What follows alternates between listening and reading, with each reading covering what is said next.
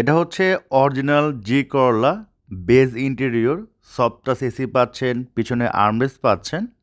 Physically দেখতে আসলে আশা করি আপনাদের পছন্দ হবে। স্মার্ট কার্ডের মালিক, এবং অবশ্যই আমি রিকোয়েস্ট করবো যেখান থেকে গাড়ি কিনেন পেপারসটা একটু ভালো করে চেক করে নেবেন, কারণ বিআরটিতে কিন্তু এখন প্রপার পেপার ছাড়া মালিক ছাড়া নাম ট্রান্সফার হয় না।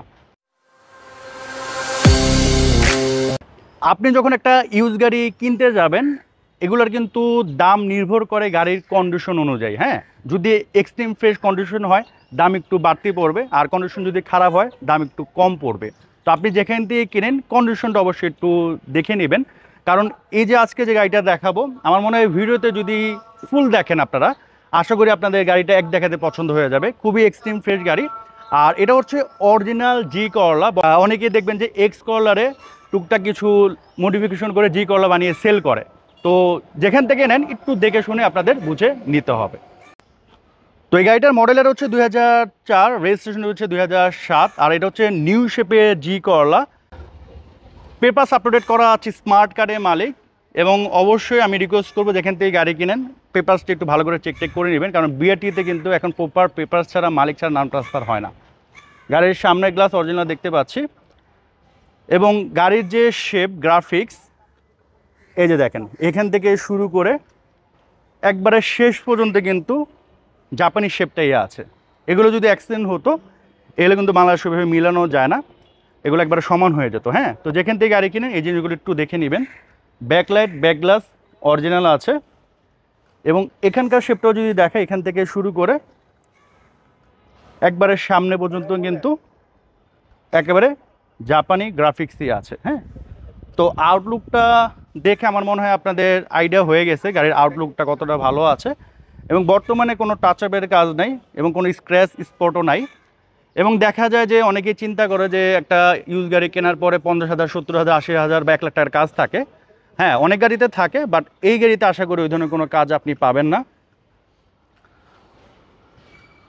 আমরা একটু ইন্টেরিয়রটা দেখাই।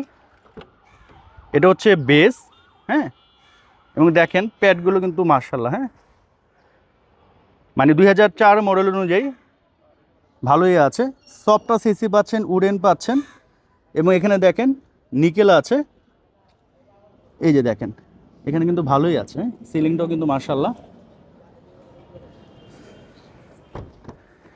এই প্যাডগুলো দেখেন, এখানে আর্মরেস্ট পাচ্ছেন, এ হচ্ছে সিলিং। পিছনে যদি আমি একটু দেখাই, এই যে দেখেন বিস্কিটগুলো, এগুলো কিন্তু এখনও আছে। হ্যাঁ, এই জিনিসগুলো অবশ্যই একটু দেখে নেবেন। এই যেগুলো দেখেন, তো আমি কিন্তু কম বেশ সবই দেখা দিই যাতে আপনাদের একটা আইডিয়া হয়ে যায়। বাকিটা হচ্ছে আপনারা ফিজিক্যালি এসে দেখে নেবেন। এই যে দেখেন, এবং সিলিংটা যদি দেখাই, সিলিংটা কিন্তু মার্শাল্লাহ। হ্যাঁ, অনেক গাড়ি দেখবেন যে সিলিং উঠে যায়, ঝুলে যায়, এটা কিন্তু এরকম না। এই যে দেখেন প্যাডগুলো। আর এক্স করলা, জি করলা এই ধরনের গাড়ি কিন্তু রেন্টেকারে প্রচুর চলে। যখন একটা গাড়ি রেন্টেকারে চলে তখন কিন্তু এটার ভিতরের লুকস খুবই বাজে হয়ে যায়, আপনি দেখলেই বুঝবেন। আর যেগুলো পার্সোনাল ইউজের গাড়ি ওগুলো কিন্তু এই যে এই ধরনের ইন্টেরিয়র থাকবে, মানে একবার নিট অ্যান্ড ক্লিন থাকবে। হ্যাঁ, তো যেখান থেকে গাড়ি নেন এই জিনিসগুলো একটু দেখে নেবেন। আপনি যখন 5টা 7টা 10টা গাড়ি দেখবেন তখন আপনারা এই জিনিসটা আরও ভালো বুঝতে পারবেন। তো ইঞ্জিনটা আপনাদের একটু দেখাচ্ছি। এই যে মার্শালগুলো দেখেন। হ্যাঁ, এই যে হেডলাইট দেখেন, এগুলো কিন্তু সবই অরিজিনাল। এই যে দেখেন এত আগের গাড়ি এখনও কিন্তু ইঞ্জিনের যে হিট প্রুফটা এটা এখনও আছে। এই যেগুলো দেখেন একবারে জাপানি শেপ। হ্যাঁ, কোনো অ্যাক্সিডেন্ট থাকলে এই শেপগুলো থাকবে না। এবং এদিকেও যদি দেখে যে দেখেন প্রতিটা জিনিসে কিন্তু জাপানি শেপ আছে। তো এই হচ্ছে টোটাল আউটলুক। তো এই ছিল আজকের এই গাড়িটা। আশা করি আপনাদের ভিডিওতেই মোটামুটি ভালো লেগেছে। আর আমি রিকোয়েস্ট করব যে ওভার দ্য ফোনে দামাদামি না করে আসলে যদি আপনি গাড়ি কিনতে যান আপনি একটু ভিজিট করেন।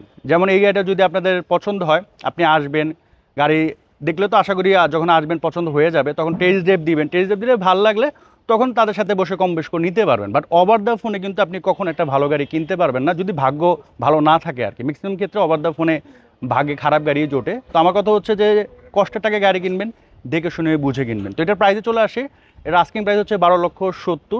আস্কিং প্রাইস অবশ্যই অনার করবে, আপনি যখন ফিজিক্যালি আসবেন পছন্দ হলে কম বেশ করে নিতে পারবেন। আর গাড়িটা দেখতে হলে ধানমন্ডি আসতে হবে, ধানমন্ডি আসলে গাড়িটা দেখতে পারেন। তো আজকের মতো বিদায় নিচ্ছি, সবাই সুস্থ থাকেন, ভালো থাকেন, আসসালামু আলাইকুম।